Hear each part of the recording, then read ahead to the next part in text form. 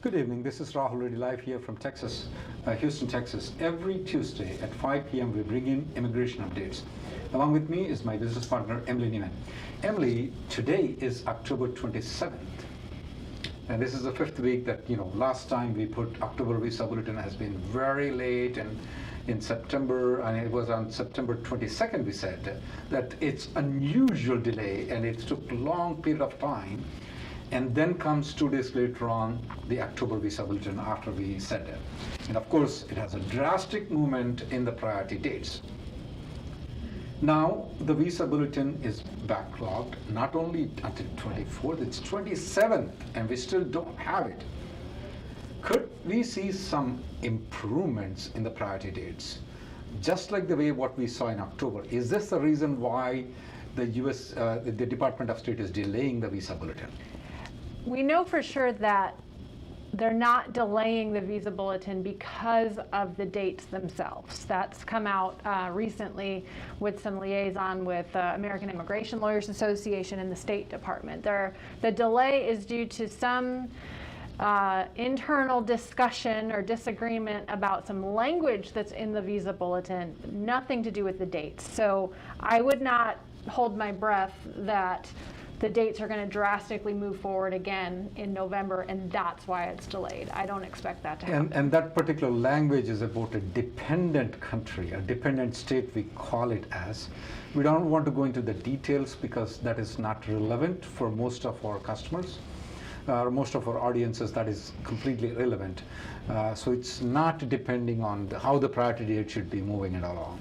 But then coming to the extra 100,000 green cards that we got it from the family-based immigration that has been come in, and the October visa bulletin has moved, do you expect any forward movements in the filing dates chart? Let's discuss about filing dates. As of now, we all know that there are 2 dates. One is the final action dates. If you have the final action dates current under all circumstances and any circumstances, you can file the adjustment of status. There is also something called a filing date chart. When you have the filing date chart, your priority date is current. Sometimes the USCIS immigration allows you to file the adjustment of status, and sometimes it does not. Normally, the filing dates are ahead of the final action dates, especially in the employment-based immigration. So, Emily, let's discuss about the final action dates right now. Do you see any improvements? Do you expect any improvements in the final action dates for the EB2 and EB3? Now, EB2 is stuck in September 2009. Right.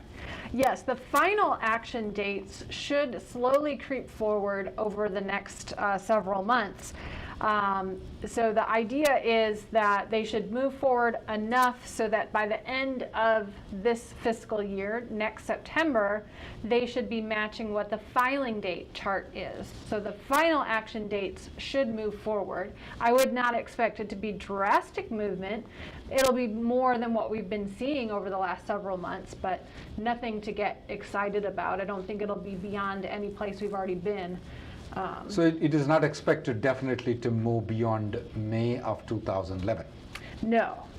I'm speaking for EB2. Right. No. Okay. That's what our expectation would be. Now let's speak about the filing dates chart, Emily.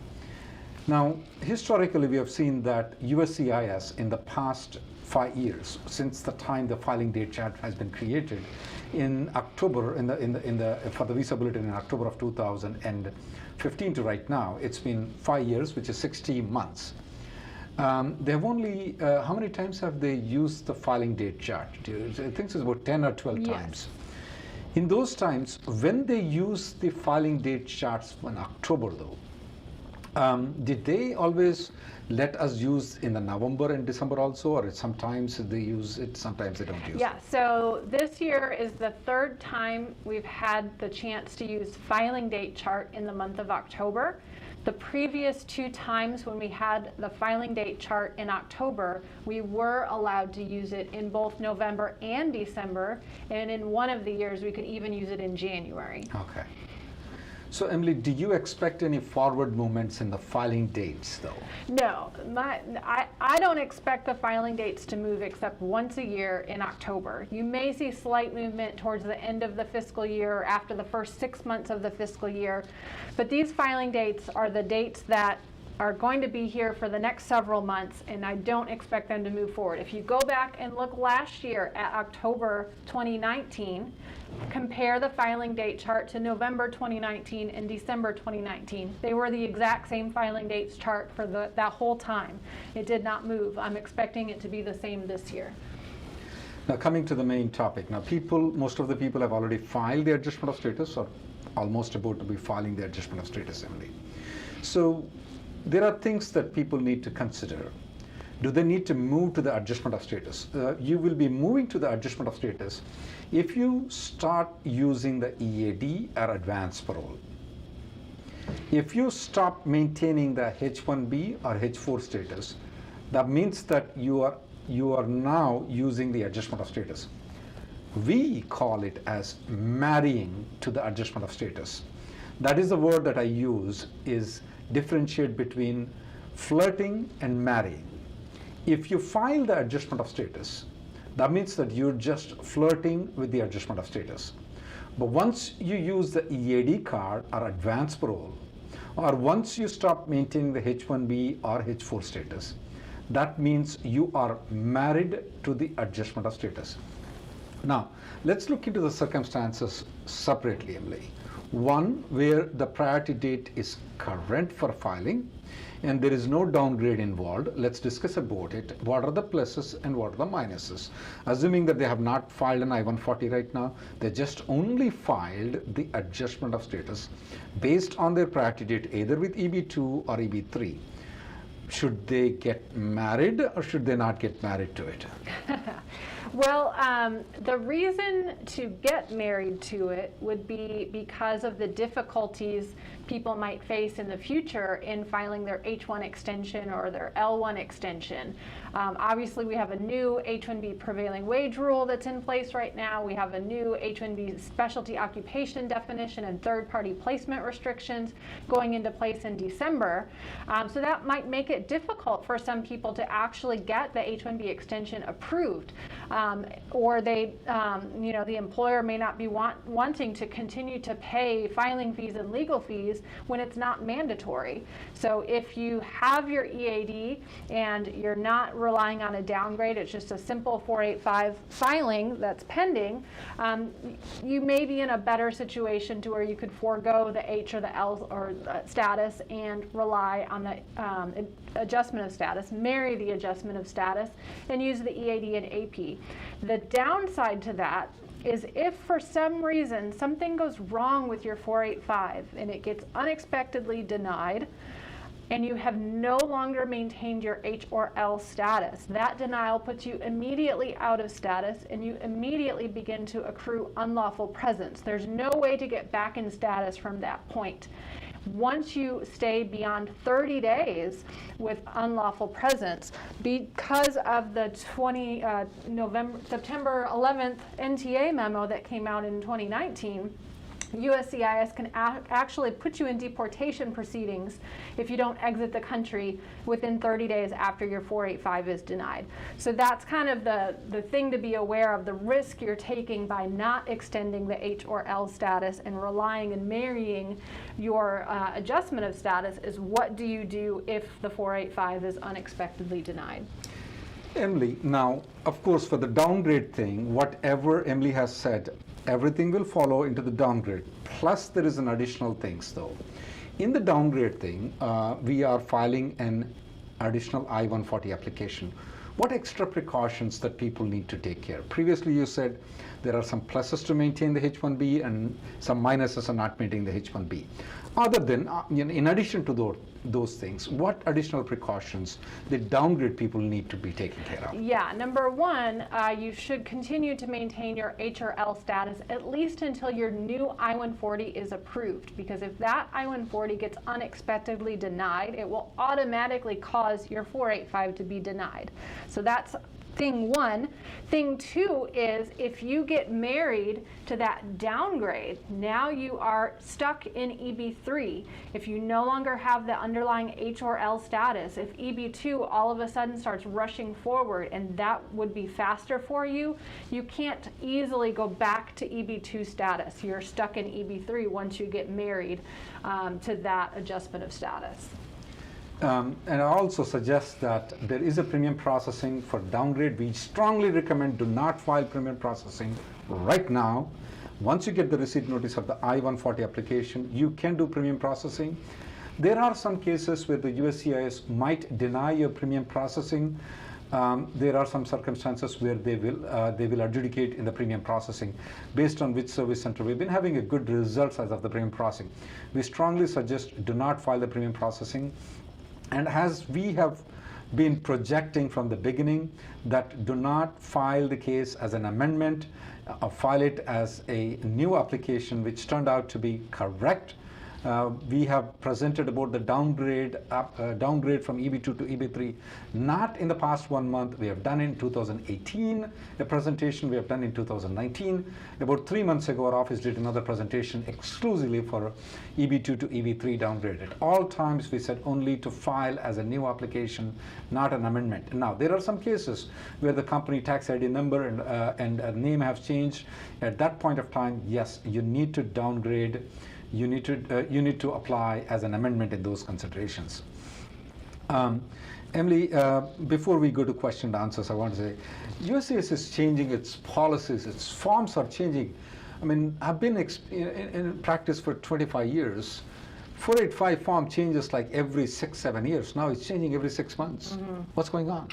Yeah, well, this latest one is because the current version is expiring on October 31st. So every so often that process has to be renewed through the OMB. And so that's why we're expecting a new 485 form version. It was supposed to be starting immediately from November 1st, and of course they haven't published the new version. Finally, they updated the website yesterday, I believe, to let us know that we can continue using the existing version beyond October 31st. Apparently the new version's not ready yet. They're not going to reject for using that expired OMB number for the 485. But yeah, it's really difficult to keep up with all these form changing. Like you said, it's in the past it was maybe once in a blue moon when we would have an updated form, but now it's like every 6 months. And they're giving no grace period to making the switch. They're giving us no advance warning. It's just the next day, all of a sudden, there's a new version, and you've got to get everything signed all over again. It's quite difficult right now. A lot of questions on the marrying part of it that are there in the Facebook and YouTube. If I don't get married to this adjustment of status application, but my spouse gets married to this adjustment of status, will it cause any problem for me? Well, it may not cause any problem for you, but let me ask you this question. Would you be willing to get a green card just for you without your wife along with you? That is a tough question. I don't think so. The answer will be yes from you. In which case, if you don't want to just get a green card by yourself without your wife, practically when your wife is getting married to this adjustment of status application, that means that your whole family is getting married to this adjustment of status application. Another question that is coming is that my wife is using a H4 EAD, and once she gets the adjustment of status EAD, if she continues using the H4 EAD, would she be considered as married to the adjustment of status application? No. If she's continuing using the H4 EAD, and you're maintaining the H1 and she's maintaining the H4, she is not considered to be married to this adjustment of status application. All right, we'll go to some questions here. Kashyap from YouTube wants to know if the 485 application does not reach USCIS by October 29th, will it be too late? So it has to reach by the end of the month, which is the 31st, but because that's a Saturday, they don't accept mail on Saturday. So you need to get it there by Friday the 30th, which means mailing it out on Thursday overnight is the last possible day to send it out, assuming that the November bulletin comes out and we're not allowed to use the filing dates. If it comes out and we can continue to using those, now we have a new deadline of November 30th. Questions are coming on with regards to, have we received any receipt notices? Have we seen any checks cleared?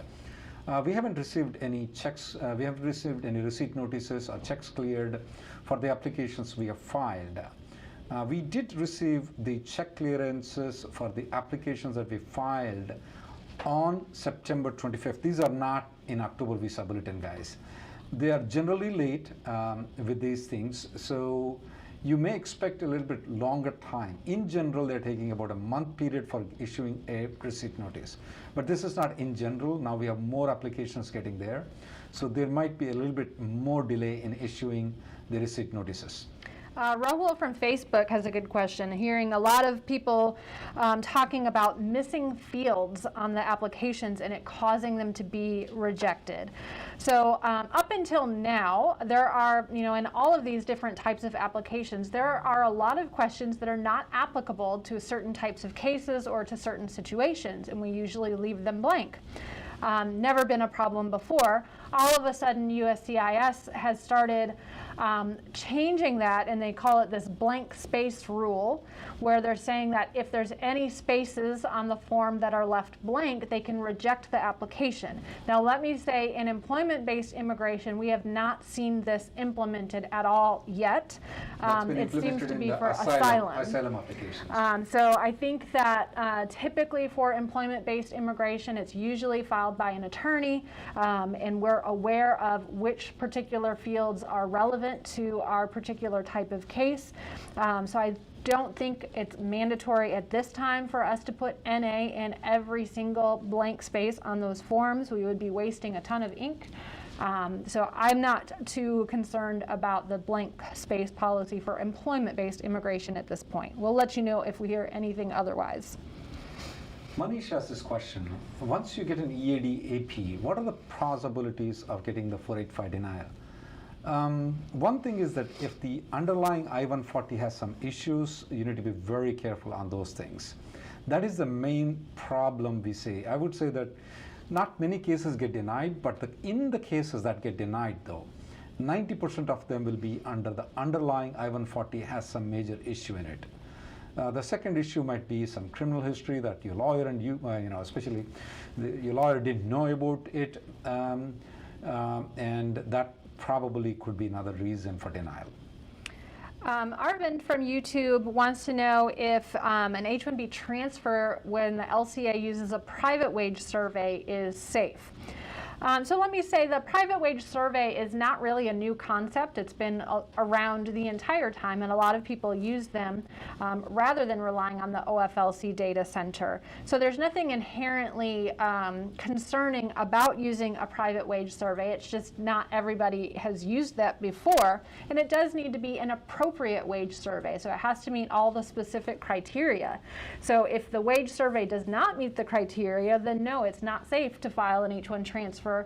You may face problems with that. You may not even get the LCA certified. But if it's a proper wage survey that meets all of the DOL requirements, it is relatively safe. We might expect to see new types of RFEs coming out as more people start using these private wage surveys. But up to this point, we've not seen any pushback on those. Farha from YouTube has this question. How many days does it take to filing a GC PERM application? Do we have a premium processing for the PERM application? PERM application, if you start from scratch, Farha, it's going to take at least 4.5 months. That's a minimum time, to about 8 months to file an application. There is a thing called prevailing wage. While the prevailing wage is going on, the company can do the recruitment process. That's the thing that they are going to take a risk. So based on that, the timing will vary. I would say that anywhere between 4.5 months to 8 months is the time that it takes for the PERM to be filed. I mean, it can't be just filed like an H1b, go and get an LCA within 1 week and you file a H1b. No, it's not. There is a lot of procedure involved in filing a PERM application. That's 4.5 months to 8 months is a normal time for filing a PERM application. PERM itself is taking about 5 to 6 months to get adjudicated unless there is an audit to it. There is no premium processing at this point of time for the PERM application right now. Deepak from YouTube has his H1b approved in premium, and his wife and kids filed for their H4 and the H4 EAD for his wife. And he wants to know how long it will take to get the H4 EAD approved.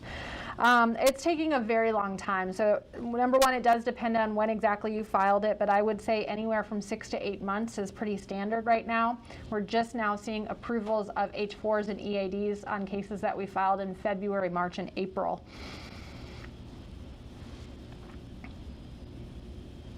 People are asking questions about the consulates, though. Consulates are still restricted right now only for emergency appointments. The drop box in India is working fine, but otherwise it's only emergency appointment.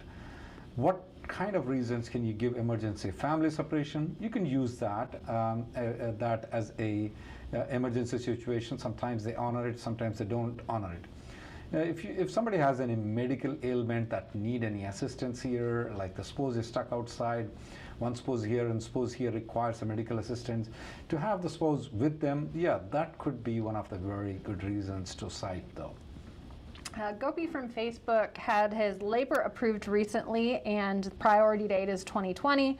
But he'll be filing the I-140 soon, and he wants to know, is it better to file it in EB2 or EB3?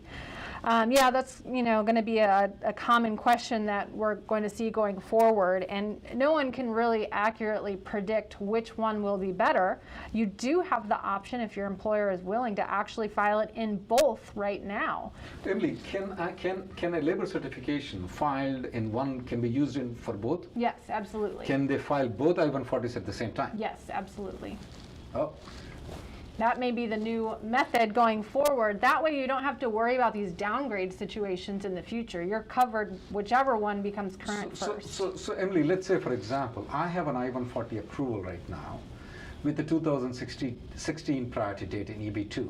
Can I just file a downgrade without filing the adjustment of status right now? And it doesn't affect the EB2 at all? You could. Well, that's what we're doing right now. For all the downgrade applications that we are doing, we are not interrupting anything with the EB2 application. That stands still as it is. It doesn't move anywhere. It's only we're filing a new application, the old EB2 stands as it is. And a lot of people have this question, what happens if the priority date of EB2 advances?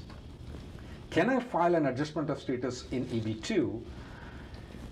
Can I upgrade the existing adjustment of status to EB2? The existing upgrade of EB3 application will be very hard for the administrative purposes.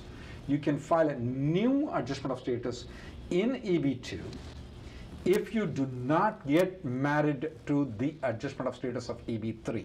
So let's say, for example, in the month of December, the EB2 advances too much and EB3 backtracks.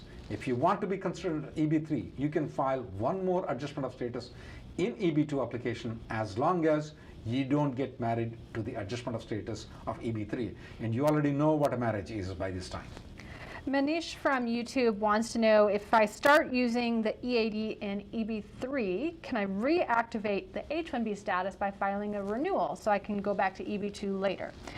It's not as simple as just filing another H1b renewal, because once you use the EAD, you're no longer maintaining H1 status. You cannot extend H1 status because you don't have H1 status. You can get back to H1 status, but it's a bit more complicated. Your employer has to file a consular processing H1b, get it approved, you exit, apply for the visa stamp, and come back in, and you have to have a valid advance parole when you exit to avoid abandoning your 485. So not a great idea to get married to the EB3 if you think you might need to go back to EB2 later. Hema Singh has this question. Our kid is 17-year-old. Can he use the EAD, or does they have to maintain the H1 or H4? Hema, here is a problem though, that there is something called age out. That means that once the kid becomes 21, they will not be part of your application. There are certain ways to freeze the age of the kid. If the final action date becomes current and they are in adjustment of status, their age freezes. That means that they will, if they don't turn 21 by the time the final action date becomes current, then they will be good shape. If the final action date becomes current and they did not turn 21, they are in good shape, no problem at all. But what happens is that right now, most of the filings that we are filing, if not all the filings that we filed in the month of October, the final action date is not current, it's only the filing dates are current. Since your kid is 17, we don't know when your final action date will become current. So until the final action date becomes current, I don't want your kid who is 17-year-old get married to this adjustment of status. Because if your kid gets married to this adjustment of status and the final action date doesn't become current by the time they become 21, they will be kicked out of this application and they will have to leave the country. They cannot transfer at that point of time to F1. They cannot transfer to H4 anyway because they become 21. They cannot transfer to the F1 visa. So you may want to consider maintaining the H4 status for the kid, and also you may want to consider filing an F1 application for the kid. Even though you filed an adjustment of status, there are some minus points in filing a F1 while the adjustment of status is going on, but I would still recommend this particular kid who is 17-year-old to not get married with this application until the final action date becomes current. Srinivas from YouTube has this question: do we need to carry the W-2 forms for the GC interview? I would say yes. It is absolutely essential for you to maintain the W-2s properly. Now, you've already seen that you filed the 944 application was been introduced. You have to provide the income tax returns and all the details of those things. Yes, they may ask the W-2 forms at the time when you go for the interview. I tell all my clients to have the W-2 forms with them when they go, if they ask to provide the W-2 forms. I also tell them to go to the IRS, get the recent income tax, 3 years income tax returns, keep it with them to provide it to the officer if needed. Miko from YouTube wants to know, when filing the adjustment of status, do we get to choose one service center over the other? So actually, all of these applications are not filed at any service center. They're filed at lockboxes, and then USCIS decides where they go from there, which service center will actually process. So the 485 filing location is based on where you live, so you can't really pick and choose where you file it, and then all the downgrades go to the same place. They go to the Louisville lockbox, regardless of where you live. So USCIS will pick which service center it ultimately ends up at. Question, can I file EB2 and EB3? I just have a perm approval. Emily already answered. Yes, you can file both the applications at the same time. Absolutely no problem with it. Mayank from Facebook wants to know if being on H4 and using the EAD is considered marrying the adjustment of status. I'm assuming you mean using the EAD that you received from the pending green card. In that case, yes. If you use that EAD to work, you're no longer maintaining H4 status and you'll be married to your adjustment of status. Vamshi has a follow-up question. My wife has a H4 EAD. Can she still get a 485 EAD and still maintain 2 EADs? Answer to that question, Vamshi, is yes, you can. You can maintain 2 EADs, not a problem at all. Madhukar wants to know, how does maintaining the H1b help when an I-485 is denied? Good question. So there are 2 separate processes that run parallel to each other. So you're continuing to maintain your H1b status as long as that I-94 is not expired and you are working for that company.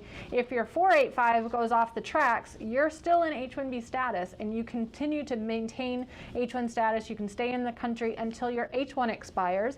And depending on the situation, you may be eligible to even renew the H1 while you figure out what went wrong with the 485. So that does allow you to continue to stay as long as your I-94 is not expired and you're still working for that company. Emily, I want to discuss with you, a lot of people have lost the track on what the 485 process is. The question that came out in there is educating me more on from YouTube, LM1223, is asking the question, have you seen a lot of interviews for the applications filed before March of 2017? Answer to his question is no. We're not seeing a lot of interviews. We are not seeing, very rarely we see interviews for the adjustment of status applications filed and the employment based before March of 2017. I want to educate the rest of the audiences is that since March of 2017, the USCIS has changed its policy. They made it a mandatory for the employment-based adjustment of status to have been interviewed before they grant the green card. Having said that, due to the COVID situation, they kind of changed a little bit. For some people, they did grant it the adjustment of status even if they did not interview it. Emily, what do you think of these people now? All the people that we are filing, will the interview occur? Should they be prepared for the interview? Or what do you think? Yeah, I think they should be prepared for the interview. I mean, the main reason people were not interviewed over the last several months was more of a COVID issue, and they met all of the requirements to waive the interview. But I think moving forward, as those local offices have been reopening, I do expect that the interviews will continue to happen until USCIS actually changes its policy on that. Question, can I have multiple I-485, 765, I-131s, one as a primary, one as a derivatory? Will it cause any problem? No, we don't see that as a problem. You can have both of those things. What we have noticed, Mayur, from YouTube is that there will be a time where the USCIS might force you to withdraw one of the application. Normally, they come to us and say, hey, buddy, we're going to grant the green card for you under this category. Why don't you withdraw this one? So just before granting the green card, we just write a letter saying that withdraw, they take the letter, and they grant the green card. That's what happened most of the time. Especially when we go for the interview, they make us request to withdraw the previous, the second 485, 765, and I-131, and then we request them, they immediately grant the green card. But as such, filing an application, will it cause any problem? No, we haven't noticed any problem when you file one as a primary, one as a dependent. Nothing is wrong. You are an individual, she is married to you, and you're married to her. There's no wrong statements are made. You're good to go. Matthew from YouTube wants to know, isn't it based on the postmark? So as long as we're sending it on Friday, it's postmarked Friday and it's fine. No, USCIS does not go by the postmark rule. It has to be received by USCIS timely during the month where the visa bulletin is current. So it has to be delivered by Saturday, but they do not accept mail on Saturday. So if it doesn't get there Friday, it's going to be received on Monday, which will be too late. So they will be thrown out, is right, Emily? Yeah, unless the November allows us to use filing unless dates the again. November uses, yeah, that's right. A lot of people have this question with regards to, if I-140 is not adjudicated, can I still get the EAD and advance parole? Yes, you can. We have done that several times, especially in the EB1C category, where it takes a long time to get a I-140 approval. We never had any problem in getting the EAD and advance parole approval while the I-140 is pending. Suresh from YouTube wants to know, if the dates retrogress, will the I-485 application process stops, or will progress move forward? Well, the good thing is they do continue to process the applications even when the date retrogresses. They know at some point it is going to be current again, so they do all the security checks, they look into the medical, they check the 485 Supplement J. All of that is reviewed, your birth certificates, marriage certificates, early on in the process, so that as soon as a green card actually becomes available based on the final action date chart, all they have to do is hit approve because they've done all of the preliminary work. So yes, they do continue to process. If the time span is very long where the dates are retrogressed, or your final action date takes a long time to become current, you can likely expect an RFE for a new medical exam, and a lot of times they'll ask for an updated Supplement J to verify that you're still working for that employer. Emily, I know the answer, but I want you to correct me if I make any mistake here. Venkat from YouTube has this question. If the final action date becomes current and a kid is not 21 yet, okay, and they are in adjustment of status right now, and it backtracks, I mean, the priority date goes backward, does the kid's age freeze, and is the kid safe right now? The answer is yes. Mm-hmm. Yes, Venkat. The answer is yes. Once the final action date has made it current for your kid, and the kid is not 21, the kid is safe now. No matter how long it takes, backtracking, no longer how long it will take for him to get the green card, his age is frozen. That's it. He never becomes more than 21. So he's safe.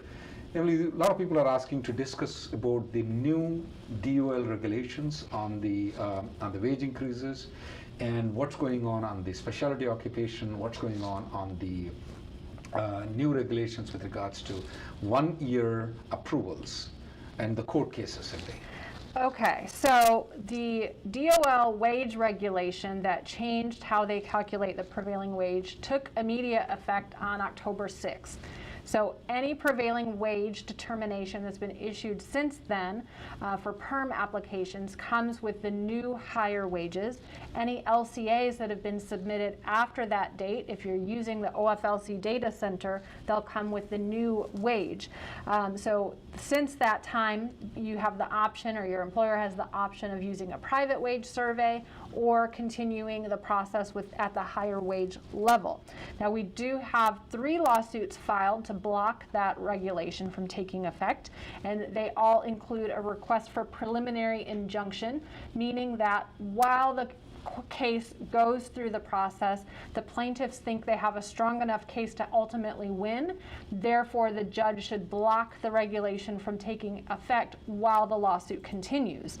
That has not happened yet, but that preliminary injunction hearing will likely be scheduled soon. I don't know if there's been a specific date on that yet, but that usually happens relatively quickly because they understand there's an imminent harm that is likely to happen to individuals if this regulation is allowed to continue. So that's that side. On the other side, the change in the specialty occupation definition, the new restrictions for third-party placement with issuing short approvals, that is expected to take effect on December 6th. So we're still under the old rules right now, but beginning December 6th, that will change. Now, I have not seen any lawsuit filed on that yet. I believe there are some in the works, so I would expect that would be filed shortly around December 6th, right after the rule actually takes effect. It's a little difficult to file a lawsuit before a rule takes effect because no harm has been done yet. You have to prove that you've actually been harmed or will be harmed before you have standing in a lawsuit. Emily, with regards to the prevailing wage, we can use the alternative wages. Have you used alternative wages before, Emily? Mm-hmm. Yeah, before this rule, we use them from time to time for various reasons, depending on if we found one that met all of the requirements that worked better than the OFLC data center. So it's definitely not a new thing. Lakshmi Priya from YouTube has this question. If the kid uses the AOS EAD and get the social security number, does that mean he's married to the adjustment of status? No, it's not considered as married to the married to the AOS. If he uses the EAD to be employed though, yes, then it will be considered that he is married to the AOS. John from YouTube has an interesting question. Is there a ball drop date by when the November bulletin should be released? Can USCIS not release it in October? I don't think there's any mandatory requirement that they have to issue it by a certain date. So I have just a bad feeling that it might be the end of October before we get the bulletin. Well, what are you speaking? We are at the end of October. I know, but I think it's going to be Friday or Monday. Could it go to November is a question that he's asking though. I think it's possible. I mean, with this administration, expect the unexpected. You know, there's never been a history, I don't think, of that ever happening. Not in 25 years. But, you know, this is a whole new ball game. So, yeah, I have a feeling it won't come out till Friday. That's what I'm thinking.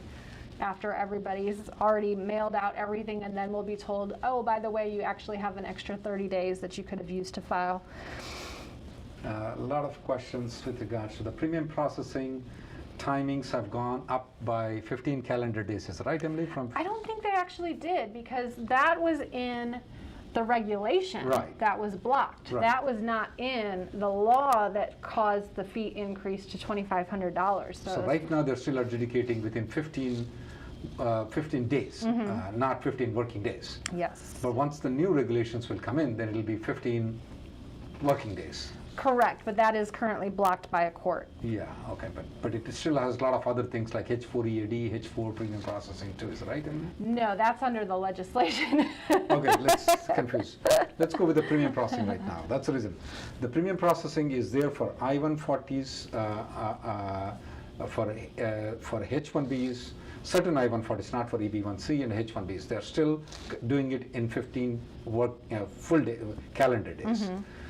But when the new regulations, it's called a new law and a new regulation. Law was passed by the Congress, signed by the President, and the regulations were being passed. The regulations says that it's 15 days. There's a block on the regulations, right? So when is this new law coming into effect that is passed by the Congress? So we had the first part of it take effect last week. That was the increase of the premium processing fee to $2,500 from $1,440. The rest of it has to be implemented through regulation. So there's going to be another regulation separate from the regulation fee increase that's blocked right now that would allow for H4 premium processing, EAD premium processing, and EB1C premium processing. But that, I would not expect to see that happen anytime in the near future, especially in an election year. Lakshmi from YouTube wants to know if the child gets a social security number. Oh, you did? Okay. How to go back to H1b status once you're married to the adjustment of status, or once you're married to the EAD and AP? Well, the only way to do it is that to file a H1B in a consular processing, then you have to go outside the country and get the stamping of the H1B and then come back into the country with the H1B. That is the process for getting back to the H1B if you're married to the adjustment of status. Tarkeshwar has a question. If a person is married to the EAD and not maintaining the underlying H1b status and the EAD is denied for some reason, is the person out of status? Do they have to leave the U.S.? No, so the EAD, the purpose of it is work authorization. Your adjustment of status pending application by itself puts you in a period of authorized stay where you can lawfully remain in the United States. So if your EAD gets denied for some reason, but your adjustment of status is still pending, you can still stay, you just can't work. A lot of predictions with regards to asking about the November visa bulletin. I want you to guys go back for the first early part of the video. We did, Emily did commented on her projections. I will not do it because I go wrong most of the times. Yeah, so I mean, what I did, I calculated it based on, you know, like I said before, the dates for filing chart tells us where the final action date is predicted to be 12 months from now. So I took the gap between the final action date and the dates for filing, calculated how many days that was, divided by 12 months because they're going to move forward over the next 12 months. So doing that, I'm predicting, and I never predict, but I'm going to predict this time and we'll see if I'm wrong. I think EB1 might reach August 2018 for final action date. Okay. I think EB2 might hit November 2009. And I think EB3 might hit June 2010, which would be a 6-month advancement. That's what I think is going to happen on the final action date. Filing date chart should remain the same. All the way, at least for the next 6 months. And we are also, do you anticipate the USCIS to accept the filing dates in the next month, Emily? I do, yes. So my fingers are crossed. That's historically been what's happened when they allow us to use it in October. We also get to use it in November and December. So I do think that is likely. A million questions with regards to the travel while the 485 is pending. Too many people have the questions on the 485 travel. First of all, do not travel until you get the receipt notice. Once you get the receipt notice, there are many different criterias. First is, if you have a passport stamping in your passport, that means either H1B L1 or your H4 or L2, you have the passport stamping. You can travel with the passport stamping only if these 4 categories, L1, L2, H1 and H4, these 4 categories can travel on their passport visa and come back. However, though, The advance parole, which takes a long time for your approval, will be automatically denied if you travel outside the country. Even if they don't deny it, even if they approve it, don't use it. It is very dangerous. They'll deport you in the airport if you try to use that one. So if you want to travel, you have the passport stamping, you can go.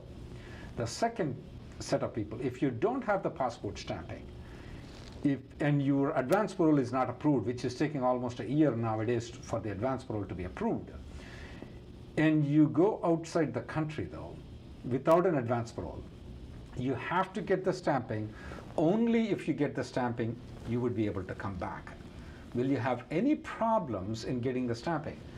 The regular problems that you do have in the stamping will be there.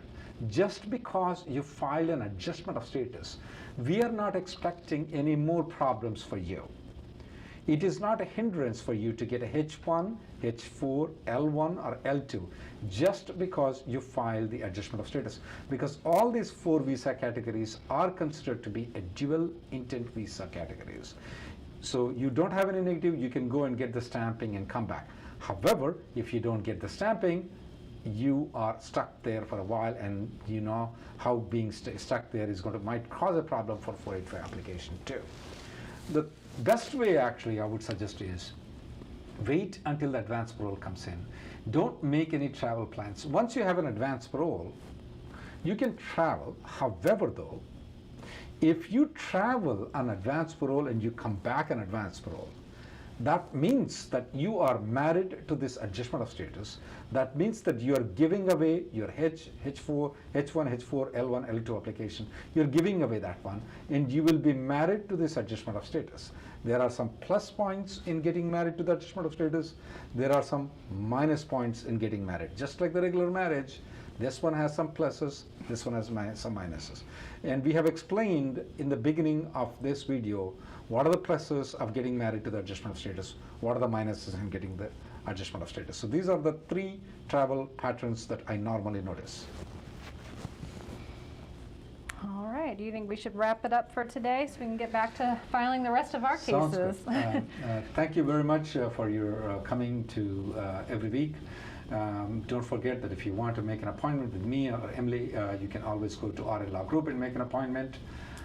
Anything else, Emily? Yeah, just know that all of our appointments are booked up probably until next week, so you need to be patient there on booking appointments with us right now. Thank you very much for tuning in.